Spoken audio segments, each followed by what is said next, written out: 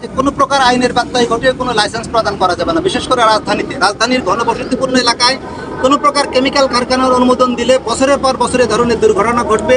নিমতলির ভয়াবহ আগুনের ঘটনা আমরা কখনো ভুলে যাইনি। পুরান ঢাকায় চাকবাজারে যে আগুন লেগেছিল, অনেক লোকের প্রাণ হানি ঘটেছিল, সেটা আমরা ভুলে যাইনি। রাজধানীর গার্মেন্টস ফ্যাক্টরিগুলোতে মাঝে মাঝে আগুন লাগছে এবং সেখানে দেখা যাচ্ছে যে যখন আগুন লাগে তখন এক্সিট পয়েন্টগুলো বন্ধ, ইমার্জেন্সি এক্সিট পয়েন্টগুলো বন্ধ থাকে। এই যে বন্ধ কারা রাখে, কেন রাখে, এবং সেগুলো বন্ধ থাকলে এই যে মানুষ বের হতে পারে না, অসংখ্য তরুণ প্রাণ সকালে ঝরে যায়, এর দায়ভার কে নেবে? এর দায়ভার নিতে হবে, এর দায়ভার নিতে হবে এবং এই দায়ী করতে হবে আমাদেরকে। নচেত কোনো অবস্থাতেই আমরা কখনোই এই ধরনের দুর্ঘটনা থেকে বের হয়ে আসতে পারবো না।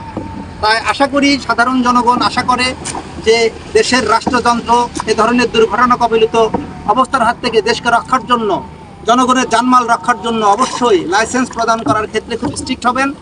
লাইসেন্স প্রদান করার ক্ষেত্রে যদি আমরা এখনই সতর্ক না হই এবং স্ট্রিক্ট না হই, তাহলে কখনোই এ ধরনের দুর্ঘটনা কমবে না।